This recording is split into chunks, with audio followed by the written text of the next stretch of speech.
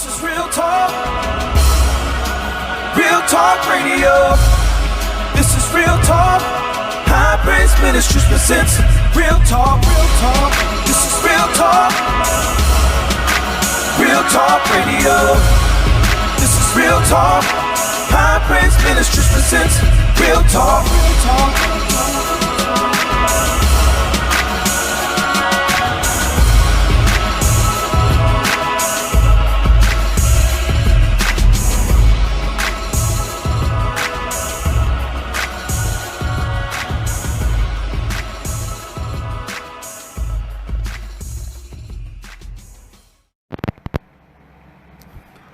Welcome to a live edition, special live edition of Real Talk Radio. I am your host, Jesse Jones, as always.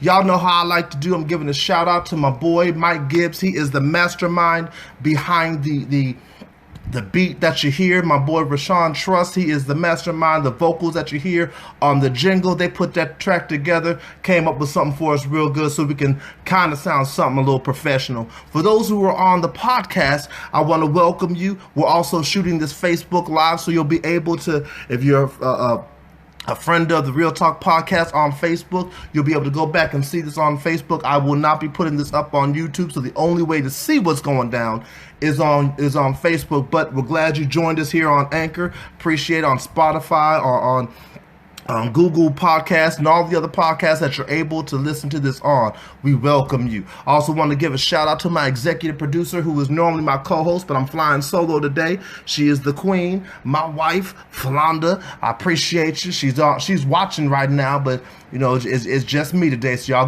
get a heavy dose of just me. So have fun with that. All right, so I think I've gotten all of the things in and out the way that I normally do. It's been a while. I'm a little rusty. So let's go ahead and start this. And man, it has been a grip. It has been a grip. And I'll be honest, I didn't think most of y'all missed me. And I think most of y'all missed Real Talk. So I wasn't in a rush or a push to really to bring it back. And I just kept getting emails from people like, hey, is Real Talk coming back? Are you doing Real Talk? What's going on? People who I didn't even think was paying attention had inboxed me or whatever. Hey, just you still doing Real Talk, or what's going on? And thanks to Janelle Harding and Nicodemus Harding, they keep sharing a lot of the memories and sharing some of the older episodes, I guess, keeping it alive. So I appreciate y'all as well. So we back. It has been a long coronavirus quarantine, and we still in it, but yeah, we back. So let's go ahead and get started. I got some things to get up off my chest, some things to talk about. Hopefully you all enjoy and participate in. We'll see how this goes. Like I said, it's been a while. So here's the first topic I want to talk about, and I was cautioned by my executive producer as to how I approach this, to make sure I approach this with a little more tact than what I normally do. And so I appreciate it. So here we go. So here's what I would like to have happen. I want us to be able to understand that just because you try to dim my light doesn't make your light shine any brighter. Just because you try to dim my light don't mean your light is shining any brighter. So here's what that topic means. Here's what all that means right there. I have noticed for a while now, but especially in the last couple of days, maybe last week or so, there has been a lot of hate just flying around. And it's interesting to see where and how this hate is flying and how it comes and where it's coming from and all of that. It's really interesting to see all that because it's really unfounded and unjustified. Let me give you an example of one of the ones I'm talking about, and this is where my wife cautioned me at. So a few days ago, presidential nominee Joe Biden, he selected Kamala Harris as his vice presidential pick. So she's going to be on the ticket with him in November. And I encourage you to go out and vote. I don't care who you vote for. You're going to hear me say it a couple of times. But I don't care who you vote for. This is a big election. Every election is really a big election. But you need to get out there and vote. Yes, Russell, it is hate to the 12th power. It don't make no doggone sense. So here's what it is.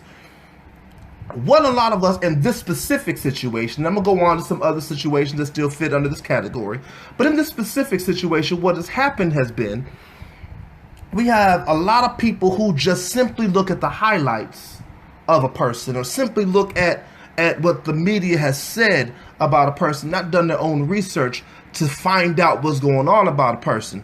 And or what happens is we love to see the underdog, and as long as you're an underdog, you good, but as soon as you start on the come up, that's when all the hate starts coming out, because what people love to do is knock you down to make themselves look better. So people are holding her up to a record that she has made turns on and grown and evolved. I listen to Charlemagne a lot on the Breakfast Club, and he also has his own podcast called Brilliant Idiots that he does with Andrew Schultz. And one of the things he loves to say is, in this generation, Malcolm Little could have never been Malcolm X. And the reason he says that is because if you look at all the stuff Malcolm Little did, and then turned his life around and then changed his ways and became Malcolm X, this generation would have never received him. We have people who have changed what they have done. They have evolved, they have grown, they have moved past their past, and we still hold them accountable to their past. We're in a generation where we got a lot of people reaching back 15, 20 years, 30 years about stuff that people have said, people who have tweeted something 15 years ago or whatever it was, coming back to haunt them and blocking them from opportunities today when that person is not the same person. And Kamala is a great example of that. Yes, there were some missteps, some mistakes that she made as a young woman being a prosecuting attorney out there in California. But once she switched over and made it to the Senate, there's some things that her eyes were open to, and she made some changes, and we can't accept the change. And yet, at the same time, we're allowing people like, well, forget the people like, but we're allowing other people, let me say it that way to be nice, we're allowing other people to be not held accountable for their current actions. I got into a discussion on Facebook the other day with a good friend of mine, so it wasn't like a Facebook battle, but it was a discussion with a good friend of mine on Facebook about this very subject. It's kind of where this comes from, and they began to recite some of the things that these people have done. They talked about Joe Biden and stuff that he did in the 1970s. I'm like, dude, it's 2020. You upset about that he did in 1970, but you ain't upset about what Trump did last year? 2 years ago? Come on. And I'm not trying to sway anybody about who to vote for or whatever. I want you to get out and vote.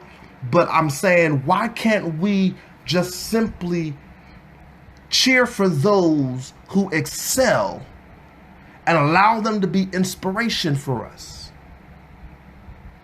This happens all the time, whether you're talking about politics, whether you're talking about music, whether you're talking about acting and entertaining, or whether you're talking about sports. It happens all the time. People love the New England Patriots their first year. The first year Tom Brady got there, everybody was talking about how good Tom Brady Russell, 2 days ago. Everybody was talking about how great Tom Brady could be his first year starting. And then the second year, he was really leading the team. And oh my God, what a great team. And all of a sudden, years down the road now, 6 rings in, they're a hated team. Yeah, and I get they got some scandalous stuff that has happened and, some controversial stuff. I get it. But they were being hated long before that. The Bulls is a great example as well. For anybody who watched the Bulls documentary, it was a wonderful thing the first run around to watch Michael Jordan and the Chicago Bulls win championships. But come that second run around, when you realize that nobody was beating Mike when he was on the court, with them Bulls, wasn't nobody taking them, it's interesting to see how that shifted and turned and how everybody began to hate on them. And then all of a sudden, Michael Jordan becomes not the world's greatest player. And all of a sudden, he becomes not on the best team. And all of a sudden, we want to see him fall. We got to see him lose. It's boring to keep watching somebody win over and over.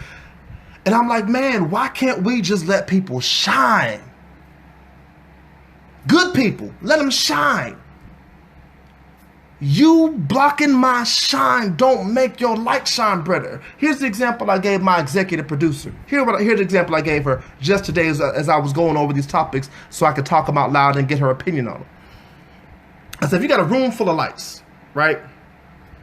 And you bust out 4 of them lights. You got 5 lights in the room. Bust out 4 of them. That one light that's left, it don't shine no brighter. What you have done is you've made the room darker. So the potential for more growth, the potential for more things to be seen, the potential for you not to stub your toe on the edge of the bed when you're on your way to the bathroom in the middle of the night has greatened because you have lessened your visibility, because you have lessened the shine. When you start knocking down people who are shining for no reason at all, you make it harder for anybody else to come behind them. It's crazy. Why can't we let folks shine? Listen, this life is hard enough for us to have to deal with somebody who's close knocking our shine, or even somebody afar knocking our shine for no reason, no. That's the part that gets me. You feel me? That's the part that gets me, that we're killing the shine of great people for no reason at all. I hear people talk about Barack Obama's record and how he did nothing for black people. And I'm like, really? Because I'm black. And I know some of the things he's done. I know some of the policies he's passed and how the protections he's put up and the things he's instituted in place. No, he did do everything that we may have wanted him to do, but the reality is we didn't give him the help he needed by going out to vote in these primaries that are not just presidential elections, these in-between elections for governors and senators and mayors and chiefs of police and all those other things, all those other places in government that we don't really pay attention to. We didn't give him the help so he can continue to pass the laws. He had to fight like a dog. It's crazy. So after the fact now it's, oh no, we don't want to let him shine. LeBron James, who I'm not a fan of. Not a fan of LeBron James as a player. I'm just not. I'm a Michael Jordan guy. Sue me. I grew up in the Michael Jordan era. He gets told to shut up and dribble. People are looking at him and like, man, I remember when he left Cleveland the first time to go to Miami and how upset people were because he wanted to better himself and give himself a better shot. And I'm like, let the dude shine. It's the one time I came to his defense. I'm like, look, first of all, can we be real? If you had the chance to leave Cleveland to go to Miami, leave cold and winter and snow and craziness to go to warmth and beauty and sunshine, you ain't gonna do that? Wait, for more money? For people that respect you? To go be with your boy because D-Wade was his boy at the time? Come on. But we want to knock folk down for their shine. So my first topic is just simply, look, can we let people shine? Knocking down my shine, trying to snuff out my glow does not make you glow any better. If you want to glow, get your glow on, especially in this time of opportunity. Like, if you understood how much opportunity is out there right now in spite of this pandemic, blow your mind, yo. So why not perfect what you do well instead of knocking out what somebody else does? Bruh, that night, bro, if I can't charter a plane myself, I'm getting in the car and I'm driving away. I'm driving away. That's the opportunity. And look what he did. He came and won championships for Miami, or a championship, I should say, for Miami, or whatever. Well, no, we got 2 of them down there. He won 2 more championships for them. He accomplished what he set out to do. Meanwhile, up here in Cleveland, they still mad. And here's the kicker. They didn't get no better. They were so focused and so angry as an organization and as an ownership about what LeBron was doing down in Miami. They never took the time to make themselves better. They were the bottom barrel of the league. People who are hating are the bottom barrel of the league. They're the bottom barrel of what they do. You are upset because somebody else is doing something great. You're upset because they grew, because they evolved, because they're thinking and their understanding expanded, and they, God forbid, they change their mind? Come on. This is what I mean. And I would love for us to be a people where we don't do that, where we look at somebody who was credible, who is worth it, who has spent their life trying to do something, and they finally get to the place that they're looking at, and rather than throwing tomatoes, we applaud them. You know, I saw this meme on Facebook, and I found it to be interesting. And I like the idea of it, but I don't think it will ever fully happen as an overall concept, but I like the idea of it.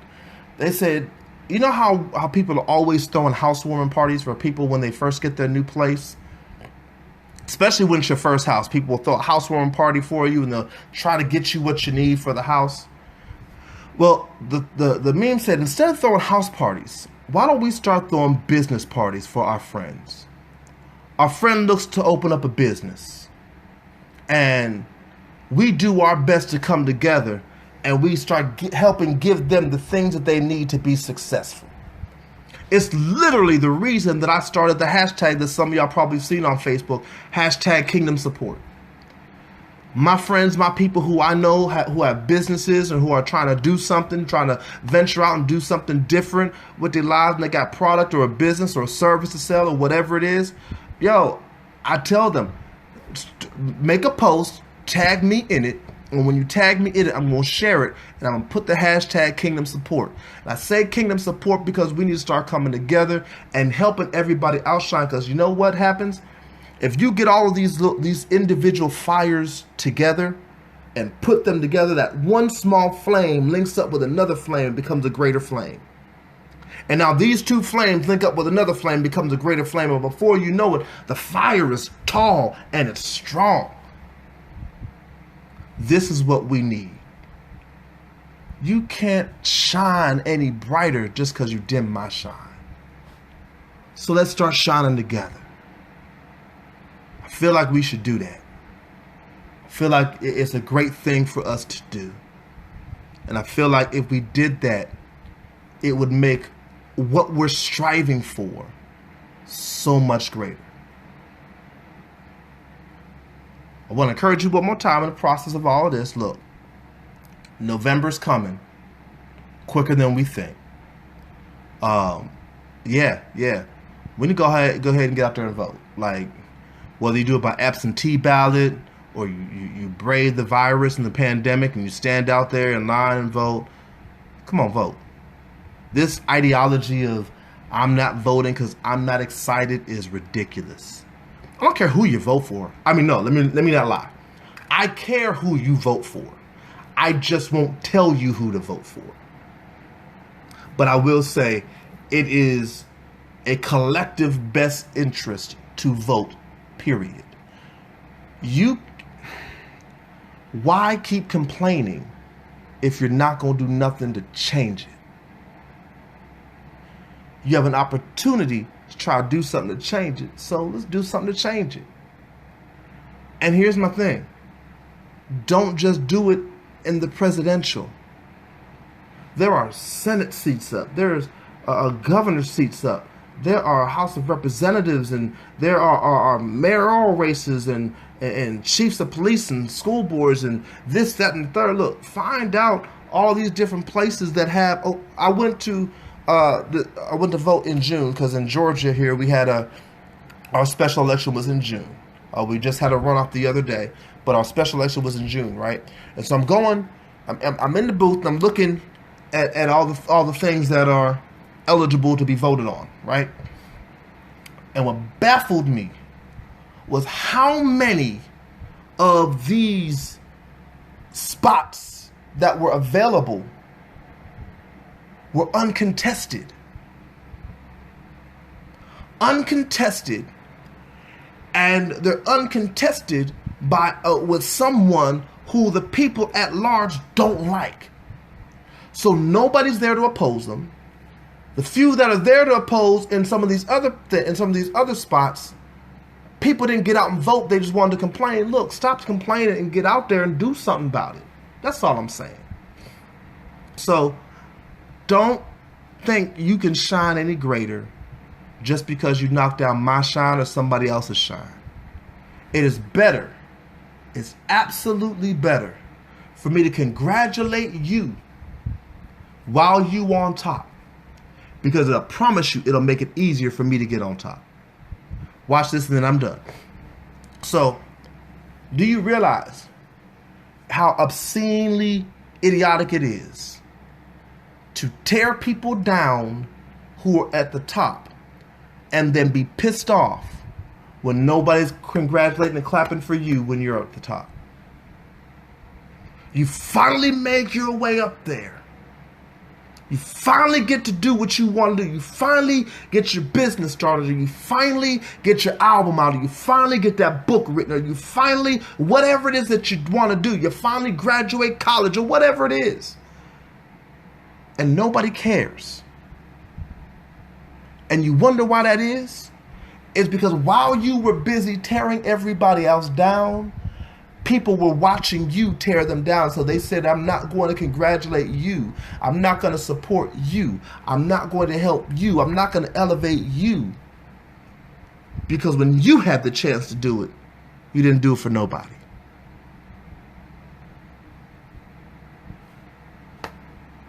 That's all I'm going to say on this topic. It's a hard close, sharp left. You know what I'm saying? So, excuse me a second. We're going to take a quick commercial break. Real Talk Podcast. We'll be right back in just a moment. And we back. Welcome back. All right. So here we are here at the Real Talk Podcast. I want to jump right on into this second topic that I got. And I'm glad I got some men on here. I know the Toya's on here somewhere, but I'm glad I got some men on here because this one is one that that really just kind of hit home for me.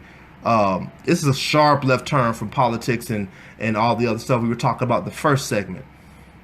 So here's what I want to talk about. It's in kind of a two-parter, all right? I want to talk about the fear of men being vulnerable. Why is it that it feels like and seems like in society, men are not allowed to be vulnerable? There's a second part to that in a second.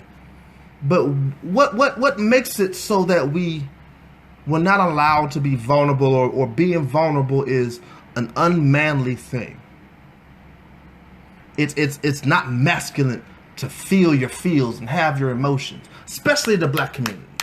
Like it's all over, but especially in the black community, to steal a line from Cat Williams, we got a gangbang on bacon. Walk in a McDonald's, yo, give me a Big Mac. No pickle, no onion, large fry. Yo,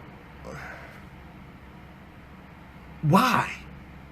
What is it that, why is it that we feel like or we're made to have all this on our shoulders? And here's some things I've come to some thoughts. I want to get y'all's thoughts on it too, or get your reaction to my thoughts, whatever the case may be.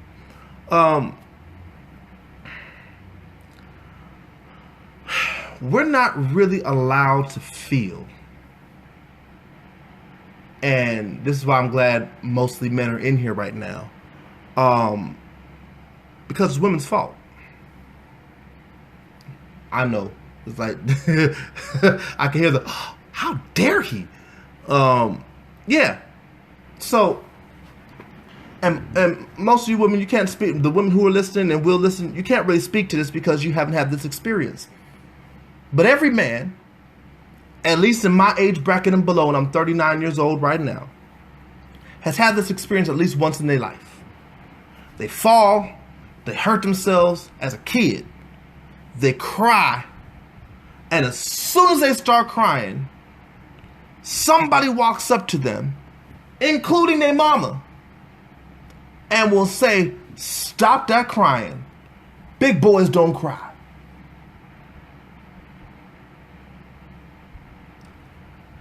And what that does is it shuts off a piece of us and teaches us to shut off a piece of us. And the problem with that is, especially nowadays, is there's this conflicting message that's being gotten from the other sex. Here's the conflicting message. Women want a thug that's sensitive, that don't cry, that's tough, that's strong and vulnerable, who listens and talks, but not too much, who takes the lead, but follows behind you. And all of these things, it's a conflicting message. And so our ability to open ourselves, get shut off. And here is, I dealt with some people. I'm not going to call them out because I'm not allowed to call them out. I ain't asked their permission, but I can kind of deal with the scenario. Dealt with some people a couple weeks ago. And in the conversation, so I got to figure out how I can put it so if they hear it, they don't necessarily feel like I'm talking about it. So in this conversation with them, right, they were at odds.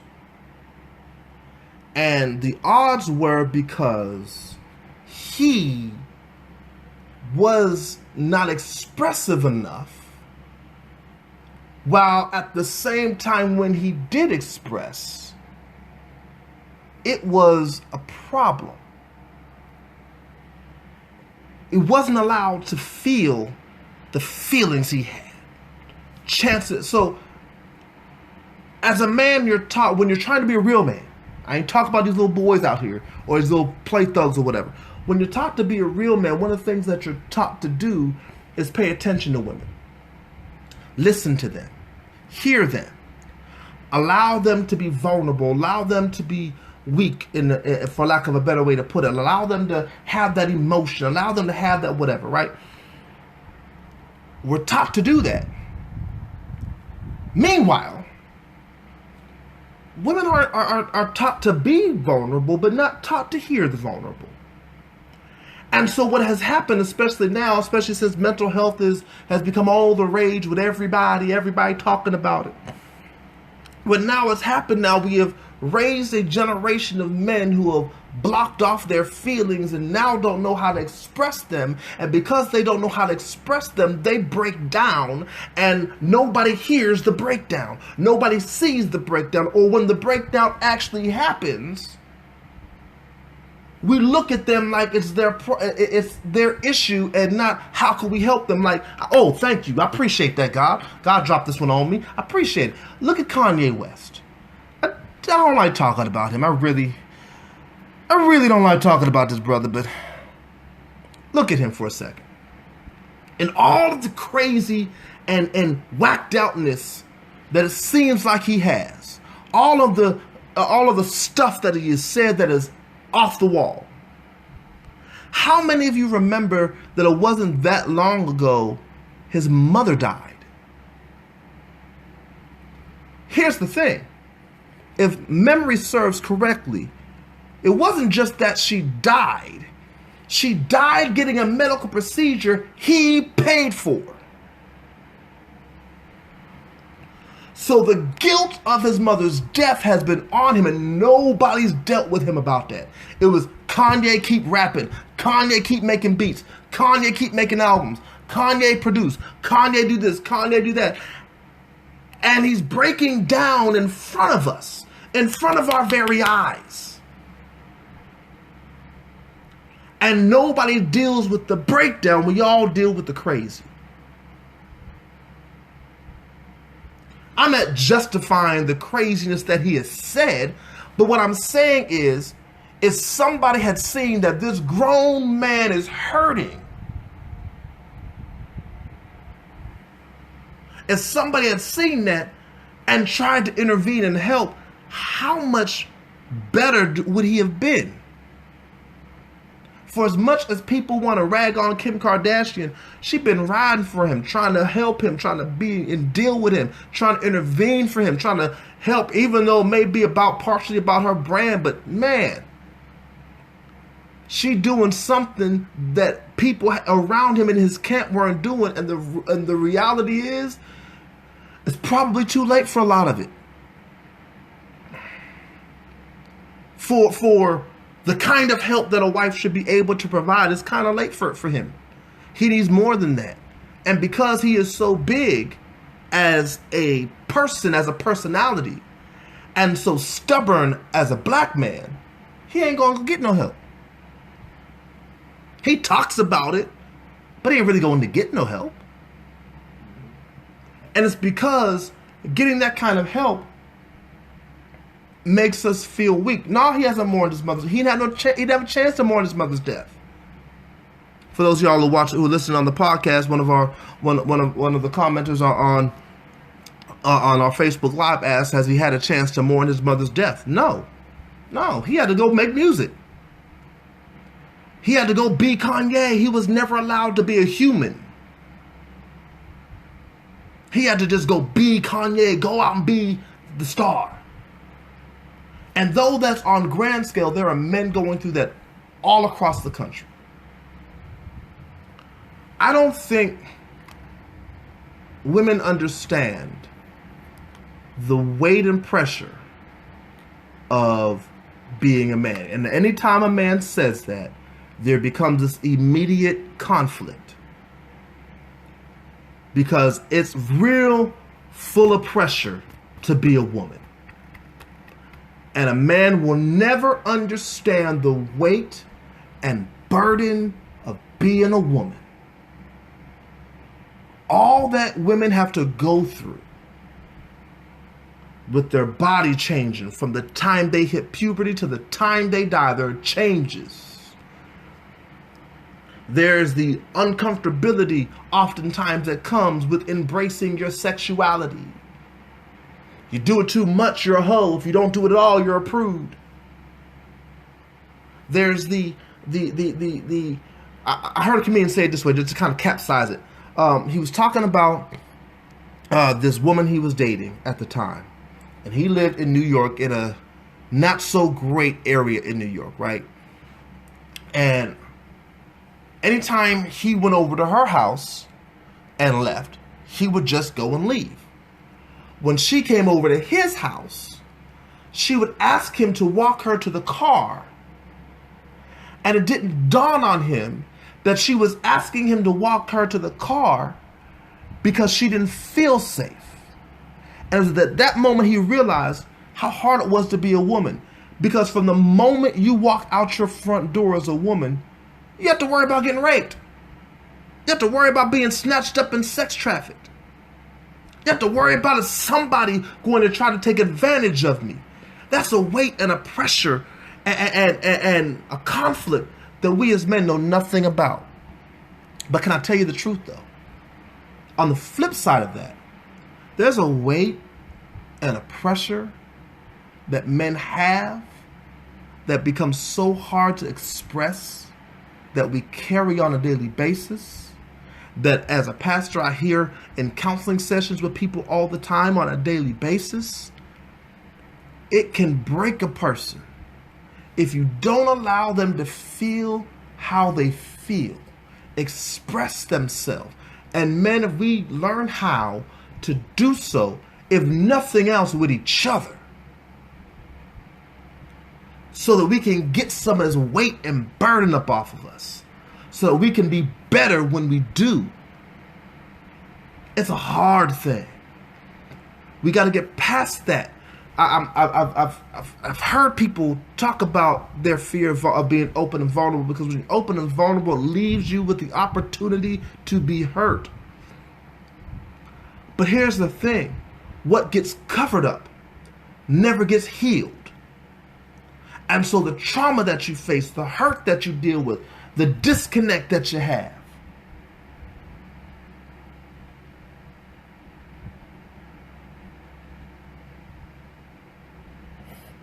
I get you, Nicodemus. I get you.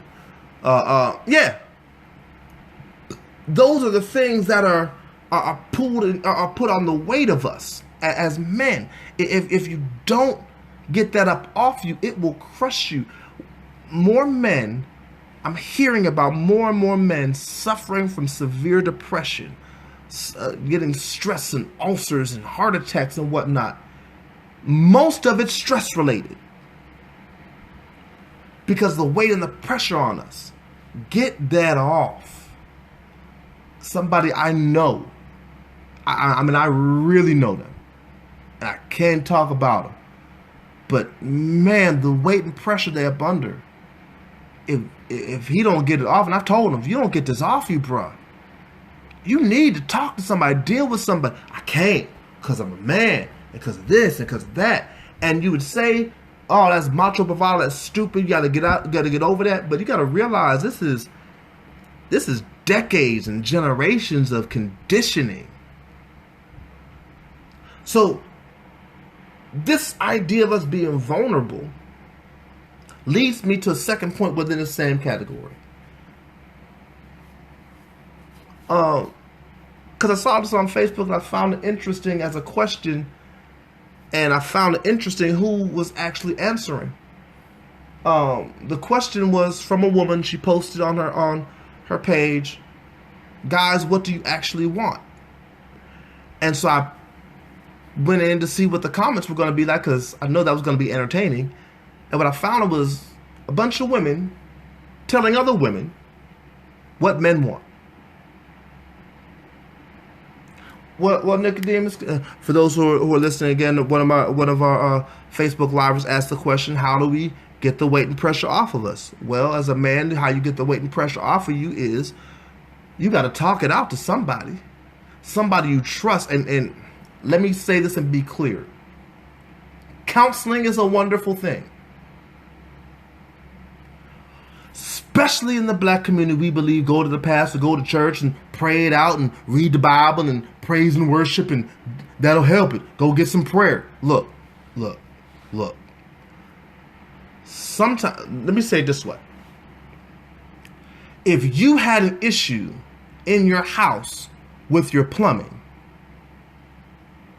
right. I'm going to come back to that comment in a second. Let me finish answering Nicodemus' question. I'll come back to you in a second. If you had an issue in your house with your plumbing, you call a plumber. If you have an issue with your lights, you call an electrician. If you have a bug infestation, you call an exterminator. If your car has an issue, you call a mechanic. If your heart has an issue, you go to the doctor and deal with a heart specialist. So why is it when something is wrong with our mind and our emotions, we don't feel like it is intelligent to call somebody who specializes in that area? Every other area of our lives, we look to find somebody who specializes in an area to help us out. If you need help understanding the Word of God, you go to a pastor who understands the Word of God. If you need help in your marriage, you go to a marriage counselor, somebody who specializes in dealing in marriages. But when it comes to our own emotional health, our own mental and emotional health, so that we can get this stuff up off of us, we never go seek anybody. And that don't make no sense. And so back to this post. So it was, what do you guys want? And I was talking about it in a wife, and I looked at these comments all by women to tell other women what men want. And I found it to be hysterical. Because all of it was the stereotypes that most men I know, can't speak for every man, but I can speak for the men I know, had nothing to do with them. Oh, they want a Coke bottle shape, and they want this, and they want somebody with big boobs and a big butt, and yo, the dudes I know, they ain't that shallow. My boy Russell is not that shallow. Would he like to look at one? Yeah, he's grown. You see what you see. But that don't mean that's what he wants. That's not what he's after. So if you really want to know what men want, why are you scared to ask a man? And be prepared to deal with the answer they give you. Men have been, we forced ourselves, I ain't gonna say y'all forced us, but we forced ourselves to try to conform to an image that women like. And in reality, almost everything a man does in his life is to obtain the favor of a woman. Man gets a better job to make more money to make room for a woman. Wants a better house so the woman can feel comfortable in it. Gets a nicer car. Sometimes it's bait to attract a woman. Wears nicer clothes, usually as bait to try to attract a woman. And I'm not saying that's all y'all want. Y'all want somebody with money, this, that, and the third. Don't get on that. But almost everything we do is for a woman.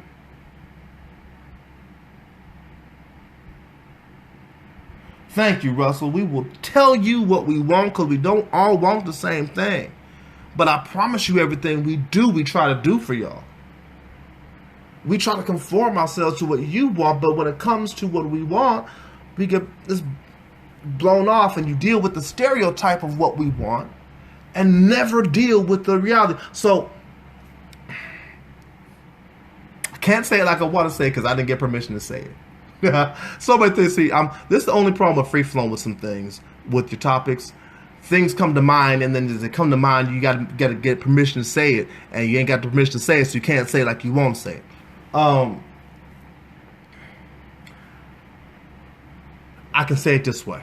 That way I'll say names. I have been in a relationship before. This is personal experience where I had the opportunity to have a threesome. Oh my God! Oh! And I didn't. When the offer was given to me, I turned it down because I never wanted one. Don't want one, never want one. It's just not how I'm made up. The person was so floored, my girlfriend at the time was so floored at it because she thought that's what all men want. You don't want a threesome? Why not? I thought that's what all men want. No. It's not what we all want. We're not all cut from that cloth. Some do. Some love it. They want it. We ain't all cut from that cloth. And so you're right, Nicodemus. We wind up losing ourselves trying to conform, trying to make sure that we're everything you need, that oftentimes we lose ourselves and what we need. I know. This entire American society is set up for and by and about men. I get it. The patriarchy is crazy. I get it. I really do. From the way our politicians are set up and politics are set up to the way jobs are set up and the way we deal in marriages. I get it. It's geared toward men. Here's the thing. It's geared toward men as a gender, but not men as an individual.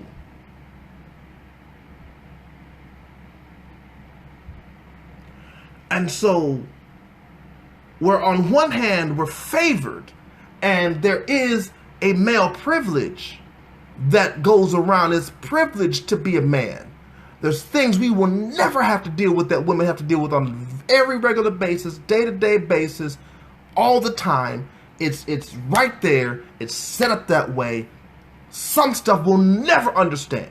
We'll never be able to deal with. We'll never know. It's a privilege. We'll never have to face it. It's not that it never happens, but it's very rare that you ever hear of sexual harassment against a man from a woman. We as men, we go to our jobs every day and never worry about who's gonna harass us today. I need to dress a certain way to make sure that so-and-so doesn't come over to my desk and just start looking down my blouse as he's trying to have a conversation with me. We'll never have to worry about that. So yes, I get and I understand there's a privilege of being a man. At the same time that there's a privilege to being a man, there's a burden to being a man. And until that gets to be acknowledged in what we want and what we deal with, and men, is a lot of it's on us more than it is on women because we don't express it. We have to stop not opening our mouths and expressing what's going on with us. We can't expect our women to be mind readers. We have to tell them the truth.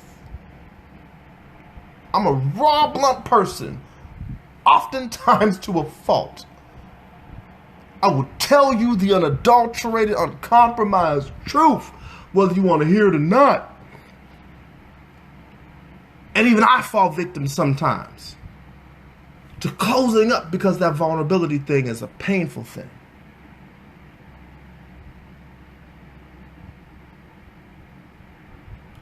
I would, but I'm not well versed enough to talk about that like that.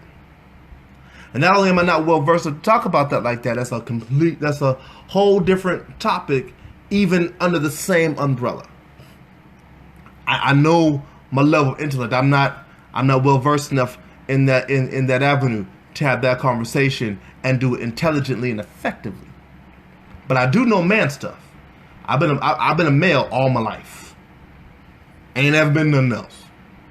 All my life. Long as I've known myself, been a man. And so I can have that conversation. And understanding there are things that we won't like. You would be surprised to know that most men love affection. You would be surprised to know most men have no problem listening to you talk. You might be surprised to know that most men love doing crazy. I saw a friend of mine, male friend of mine on Facebook, this is like 2 years ago. He posted a gift his wife had given to him. And she gave him flowers. And he said it's the first time in his life a woman has ever given him flowers. And he has a favorite kind of flower. He's never been given a flower before. And he loves them. And one day in this random conversation, I guess he told his wife about some flowers that he likes, and oh, it's a pretty flower, whatever, my favorite flower or whatever. They had a conversation about, oh yeah, I love flowers. And then for their anniversary, I think it was, or something, she gave him some flowers, and he was floored and loved it. But that would have never been known if that conversation didn't happen.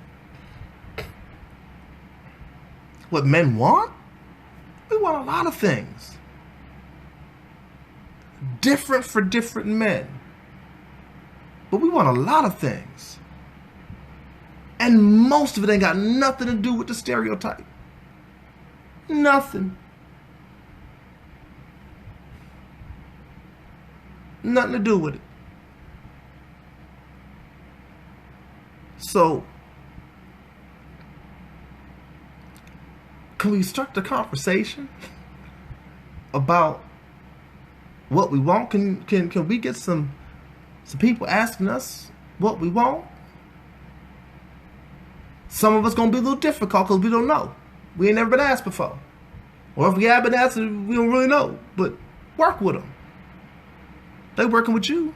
You want them to work with you. Vulnerability and knowing what you want is power. There's power in that. There's power in knowing what you want and what you like, what you don't like. There's power in being open enough to express when you're hurt and have somebody there for you when you're hurting, when you're struggling. There's power in that. There are some moments that my wife has seen of my own pain that nobody else has ever seen like that. And she's been there. And you don't understand what that means to have somebody be there like that. Especially if you never had it before. So real talk, it's time to be real about what we got going on, because too many of us are dropping off the scene from stuff that's preventable. You just open your mouth and talk. Too many of us are being overlooked or neglected because we haven't been asked the question, what do we want? Let me ask for any woman who hears this podcast, whether live or on podcast, let me ask you a question and just answer to yourself. When's the last time you asked your man what he wants? When's the last time you allowed your man to feel vulnerable around you? When you talk about the virtuous woman, for those who are super Christian and super churchy, when you talk about the virtuous woman scripture, Proverbs 31, and you deal with it really in depth and understand it, you see a whole lot of what she's doing is publicly covering for the ineptness of him privately. Let me go ahead and read my boy Russ. Let's see. As men, we have to realize that expressing your feelings is part of being human. We have been taught to be machines, just to do things, to work, to take care of everyone else, suck it up until we can't do anything, get depressed about that, then die. You absolutely right, Rut. That's what we've been taught. My dad is a great example of that. He used to always say, I'll rest when I'm dead. I'll cry when I'm dead. Anything emotional is always what happened when he's dead. Not in the moment. In 39 years of my life, I've only seen my father cry twice. When I know things have hurt him, because I knew the situations twice in my life. And I know it affected him because I watched the hurt in his face. And he would do one of these, he'd go and swallow that thing and keep on moving. You can't do that no more. It'll kill you. It will kill you. The connection that you can have with somebody else by opening up. The relief of burden that you can have once you get this thing off your shoulders. It's wonderful. It's absolutely wonderful. So I encourage us as men, stop fearing being vulnerable. Get somebody you can talk to, preferably somebody that is versed and educated enough to deal with the complexities of your emotion without judgment. In other words, get you some professional help. Talking to your boys, if you talk to them, is great, but get some professional help too. But start off, if you don't want to get no professional help right now, start off talking with your boys. Talk with somebody. Somebody who will just listen and let you get it out without judgment. Who won't throw it back up in your face later. Who won't use your weakness against you. Because too many of us are screaming silently. And those silent screams are turning into things that are killing us. You can't be effective as a man unless you decide to be a whole man. And you'll never be a whole man until you learn how to deal with this side of manhood. Your vulnerability and the expression of what you want. You gotta talk to somebody. I encourage you. I've heard over the last few weeks too much from people I know who have just been jacked up. And I was privileged enough to be an ear for them. And I wish some of them had come to me a lot sooner, because they were consumed with it, and it was hard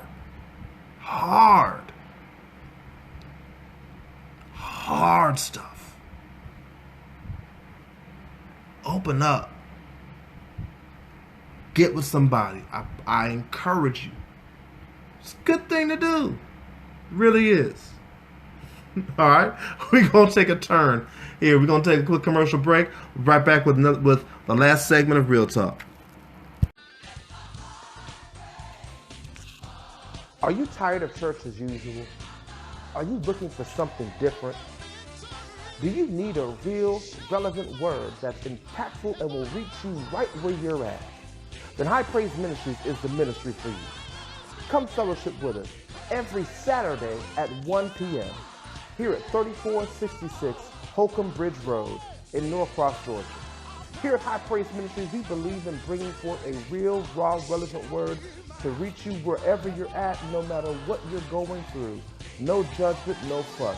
We'll have you in and out in an hour and a half of power-packed word and worship. So come, fellowship with us. Come see what the difference is all about. High Praise Ministries Next Level Service. We're the real raw church of purpose, and we are. Call us for your service.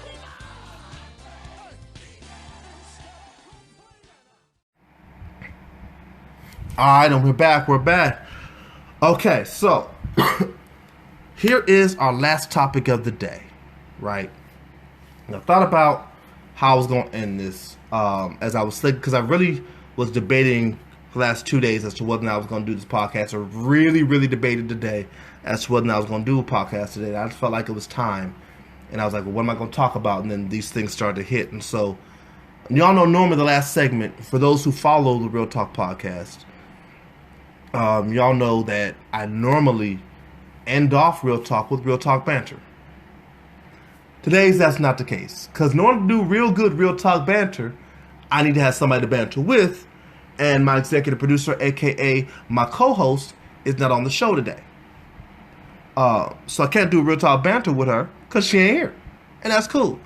But I felt like for the types of topics we was going to talk about, and for how the heart of the show really was on me, for how it was created, felt like we could end off with a good word of encouragement.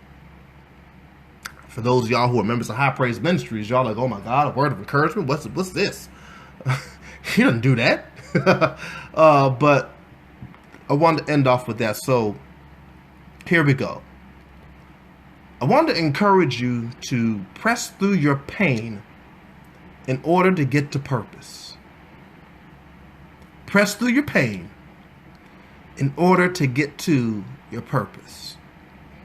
Because see, in life, if you're not willing to do what's difficult, you'll never see what's possible.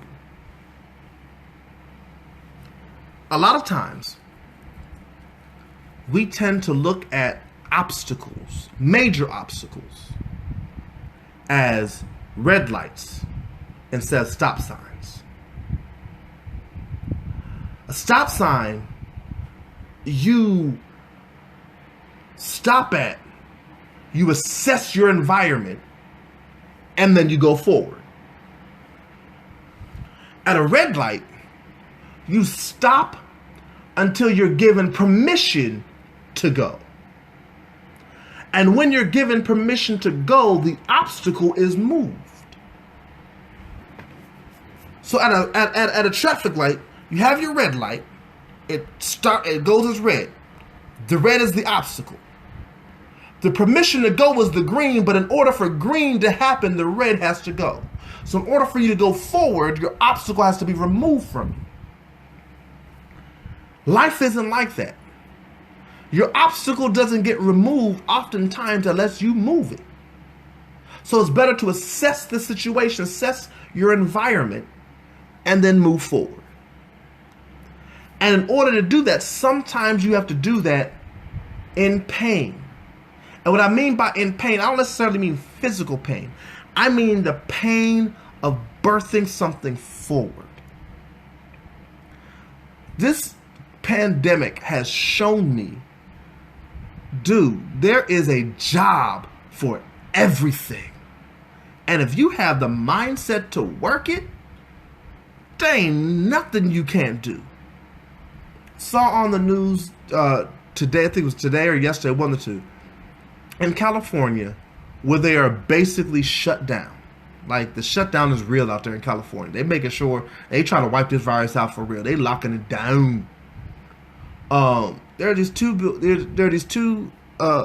boys who got together and they opened up a restaurant in the middle of a pandemic. Now, running a restaurant, as I understand it, is already difficult. It's already a beast of a venture to take on. To do so in the middle of a pandemic where people are not coming out to eat is near financial suicide. But they assessed the environment and said, you know what? We're going to do it anyway. And they opened up this little like Italian style type restaurant or whatever. And they have a specialty pizza that they make called Pandemic Pizza. They're making money hand over fist. It's crazy. They saw a need, and despite the obstacle of it, they said, we can still do this. And so if it's possible there, why is it not possible, period? This time that the world has been shut down, rather than taking the time and it being a time of mourning or a time of panic or a time of fear, why not take this time to assess your purpose, to assess your passion? Maybe not even necessarily your purpose, but your passion, and go after that. Why not take this as a time to utilize gifts and talents and whatever? And there's some of y'all who were phenomenal cooks, and you got a phone, and all you need to do is buy yourself a tripod and start yourself a YouTube cooking channel. There are tons of them. People are still making money off of them. There are so many things that could be done. I'm a huge fan of Kev on Stage. And in a lot of ways, Kevin Fredericks, Kev on Stage, is an inspiration. He is currently, because comedy clubs are not really open like that in California, and travel like he wants to travel ain't happening right now. Right?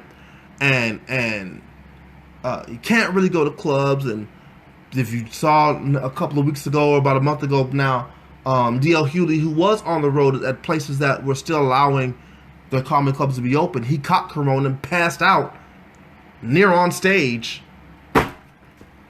on his way to do his show. And so going out to do the shows as a comedian is not really the safest thing to do. And so he's just been at home, but he's a comic, and so he gets that itch, I want to do comedy. So he decided to do his own virtual comedy club. He had the idea, the same idea that Dave Chappelle just had with his last special. You get about 10 or 12 people and you socially distance them apart.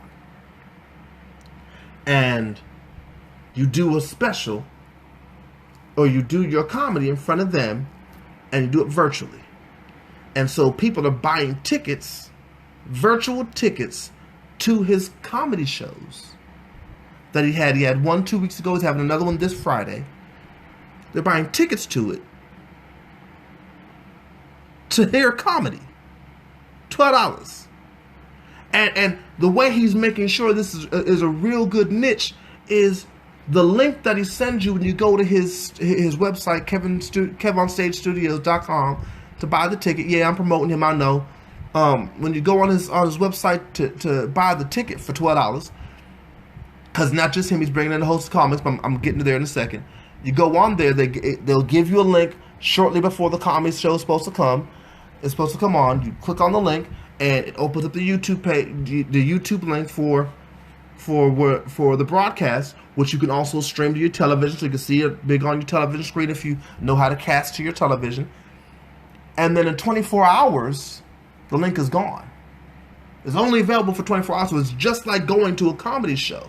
And he realized, because of the success of the first one and the amount of comedians who came to him and said, yo, can you do another one? I want to get on this show too.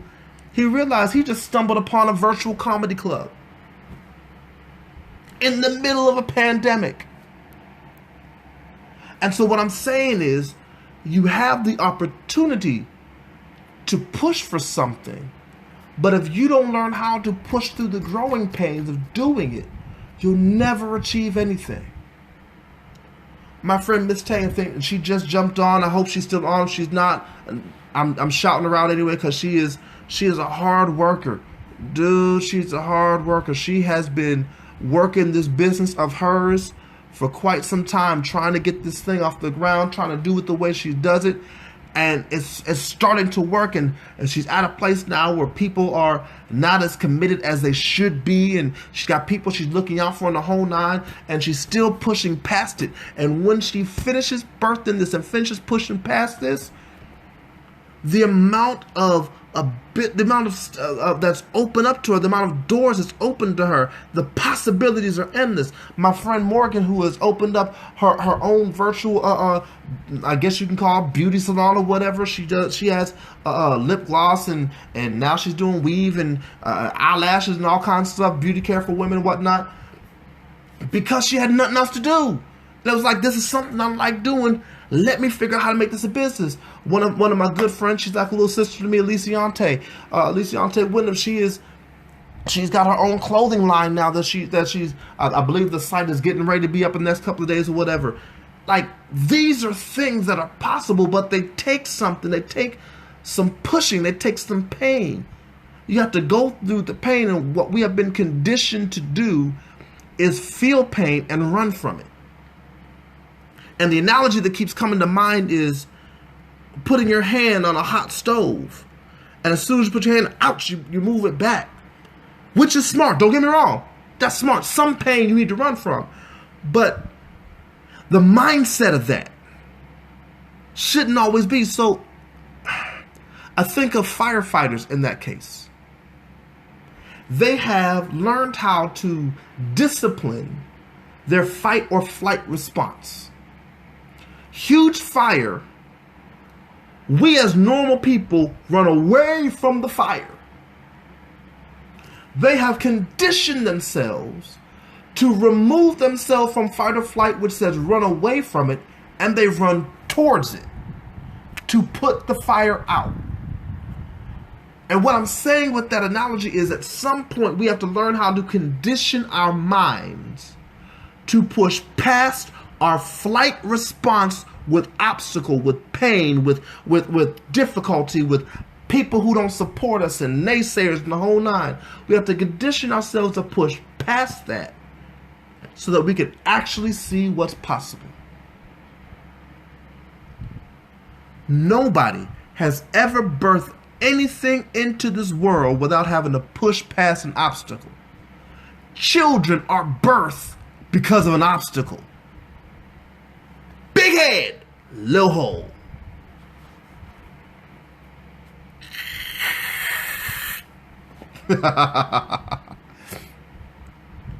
And even if you have to have a C-section, it's still an obstacle because the stomach is an obstacle, so you got to cut, surgery, pull out.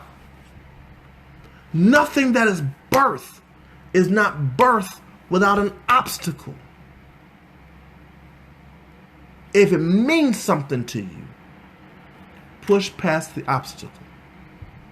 So my encouragement is, if you learn to push past the pain to see what's possible, how much greater your life will be.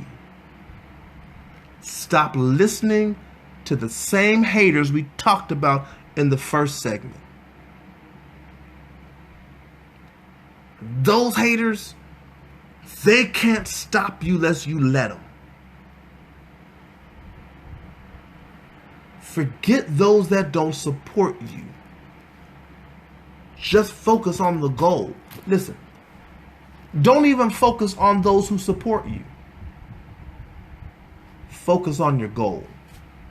Because when you focus on the goal, you'll get there. People tend to be fair weather. Even those who are your greatest supporters, they're not always going to be as loud as you would like them to be. But if you focus on your goal, you'll achieve it. If you push past pain, you'll get to the possibility. I encourage everyone in the time that this pandemic is here, because it's going to be here, it look like it's going to be here for a while. Going to be here for a while. You got some time. Things ain't going to be like they once were for quite some time. And so if you learn how to push past and go to your passion and go to your purpose and figure out, how can I execute this? It's funny, and I'm almost done, I promise you. It's funny how I was reminded about this during our 7th year anniversary service by my friend Jay Jordan. He looked at me and he said, do you realize you were doing 6 years ago what everybody is now forced to do? We held our services online from day one. We welcomed people into our praise ministries. We said, hey, come on out, join us, fellowship with us, the whole nine, from day one. But we also streamed it. And at the beginning, it wasn't streamed. It was just taped to YouTube, and the whole service put on YouTube. When those who were putting services on YouTube, they were putting snippets on. We put the whole service on, and everybody kept questioning me, "Why are you putting the whole service on? Why people don't go want to come if they can sit at home and watch service by themselves and not have to go nowhere? Just give them a snippet, give them an appetizer to bring them out." And I kept saying, I got to do it the way God said to do it. He said, tape everything and do it this way. So that's what we did it. Then Philanda stumbled upon Facebook Live, and it really wasn't even her stumbling upon. She had been looking at doing it that way, whereas I was stubborn. And the service that we did it, there was something wrong with our camera. And I still want a service to be taped. And so she started streaming it. And I looked at it and I was like, this will work. And we've been streaming our service on Facebook Live ever since, and still putting the videos up on YouTube as well. But I've been doing that for 7 years. This year, every church is forced to do some variation of that. Shut down or stream. They're starting to let some people back in churches now, kinda, but still, shut down or stream. And he reminded me, you were a trailblazer. You were doing what nobody else said should be done. When people laughed at you, when people said it couldn't be done, when people said you're not a real church, you're not a real pastor, and all those things that they said, they're forced to do it now. And I had to push through all of that to get to where I'm at now. And there's some greater things coming. In the same vein, I want to encourage you, push past your pain. Whatever your obstacle is, push past it. Push past it. Make time for your passion and your purpose. You in a pandemic, you quarantine, you ain't really supposed to be going to a whole lot of places, no way. Make time for it. Make time for it. One of the baddest graphic design artists I know is in my corner. And that's my boy, my brother, Russell Worthy. He designed this shirt. He designed a logo for Real Talk. It's a Real Talk, the official Real Talk shirt. He designed it. He's got some other things. I'm waiting for him to open up his business so that he can get some other people coming in to start contracting him to do their designs and their logos or whatnot. But yeah, I threw you under the bus for it. I did it. But he's awesome at it, and he loves doing it. Best time in the world right now to start pushing for it. Janelle has already started some things for her business. Like, this is the best time to do it. This is your time to get your shine, to start the shine that you need to have. This is that time where that creativity, where that thing that's in you can be pushed out. You were never meant to just be mediocre. So push past it. Yes, it's uncharted waters, uncharted territory. It can be scary because it's not always certain, but if you push past it, though, push past it, watch what happens. So I want to encourage you as I close out, because I've been talking for a while, push past your pain to get to your purpose. In life, if you aren't willing to do what's difficult, you'll never see what's possible. There is a niche out there for you. I just recently discovered, and my wife and I were talking about this before the broadcast, I just recently discovered this thing that's been around apparently since the 90s, but I just discovered this thing called a cuddle therapist. Never heard of it before in my life. I was watching the show Billions, and this character on the show, he employed a cuddle therapist to help him deal with some issues. And I was like, holy crap, there's a job for everything, especially when I found out that this is a real profession that you have to really be certified for in the whole nine. It's for real. There's a job out there. There is a business out there for everything. If you can dream it, you can do it. Who would have thought that cuddling and therapy would be combined together for grown adults? Like, for real. If you want to take it another step further, think of this. Remember, for those who are old enough to remember how popular sex hotlines were? And I don't mean like the party lines where you call somebody, you get to go meet them or whatever. I'm talking about somebody talking sexy in your ear.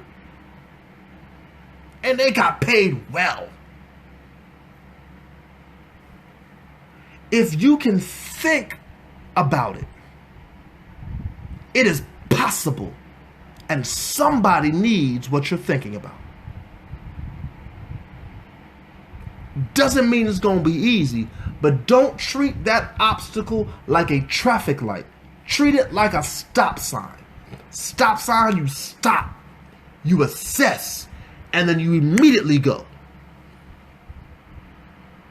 You don't need permission to go. Traffic lights, you need permission to go, and the obstacle must be removed. At a stop sign, the stop sign don't move, you do.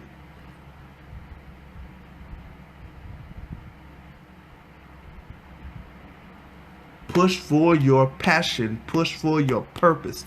Now is the time to do it. Study up on it.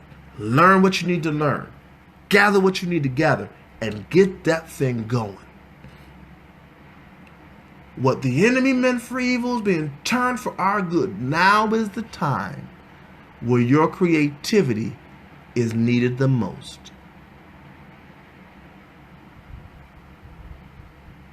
The thought you had was not implanted in your mind just to be there.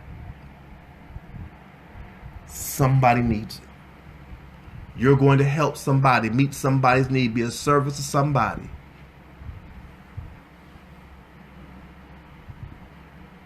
So as I close, press through your pain to get your purpose. If you're not willing to go through the difficulty, you'll never see what's possible. Let me talk to them real quick. I want to thank y'all for joining us here at Real Talk. We appreciate it. Let me say this real quick. Feel free to join us for High Praise Ministries every Saturday. I still keep on wanting to do the Columbus address. It's so embedded in my head. But the address is actually 3466 Holcomb Bridge Road in Norcross, Georgia. We're there every Saturday at 1 p.m. We'd love for you to come out and fellowship with us. Some great words, some great time, great fellowship. And if you can't, feel free to join us on our live stream broadcast every Saturday on the High Praise Ministries Facebook page. Please make sure to drop a friend request or drop a like on the Real Talk Podcast Facebook page. If you would like to drop me some topics that you would like for me to mull over to see if I can talk about. I'm not going to be able to get to all your topics because a lot of them I'm not versed enough to speak about, and a lot of them are not conversational enough that I feel comfortable enough doing it in a podcast fashion, but drop your suggestions anyway. You can do that by going to realtalkhpm@gmail.com. Email me at realtalkhpm@gmail.com. Feel free to be a subscriber to our podcast, whether you're on Anchor, whether you're on Spotify or Google Podcasts. We're on those three platforms. I know we're on those three. There's some others that we're looking to get across. I'm really trying to get on Apple's podcast platform as well as iHeart, but I need to get these numbers up. So I need y'all to help me get these numbers up. I'm gonna keep trying. I'm gonna go back to trying to push these podcasts back out. Get my enthusiasm about doing the podcast again back up. I need y'all's help. Help me get these numbers up so I can get on these other platforms and get this podcast out to where it needs to be, where I can envision it being. So, with that being said, listen, if you'd like to reach out to my boy Russell, who's a phenomenal graphics design artist who is just awesome, hit me up at Real Talk HPM. I'll tell you how to get a hold of him, and you can and y'all can work out whatever you need to work out. Trust me, he's worth every dime of whatever he's asking you to pay. I want y'all to flood me so much to flood him that it puts him in a position where he knows he can do. He know he can do it, but puts him in a greater position to do so. Also, please be on the lookout on my wall for anything that you see that's a hashtag Kingdom Support. Please support it. If nothing else, share those hashtag Kingdom Support businesses. It's on my wall with hashtag Kingdom Support. That means I'm behind them, so please help me get behind them. And if you can't buy nothing from them, share it so somebody on your wall may be able to. Cool. I'm be honest with y'all. I don't know when the next episode is gonna be, but it will be soon. So for now, I appreciate y'all, but y'all know my motto here on this podcast. Whatever you do, no matter what obstacle you come in contact with or who you see, do yourself this one favor. Always keep it real. It's the Real Talk Podcast. Thank you for listening. This is Real Talk Radio. This is Real Talk. High Praise Ministries presents Real Talk. This is Real Talk Radio. This is Real Talk. High Praise Ministries presents Real Talk.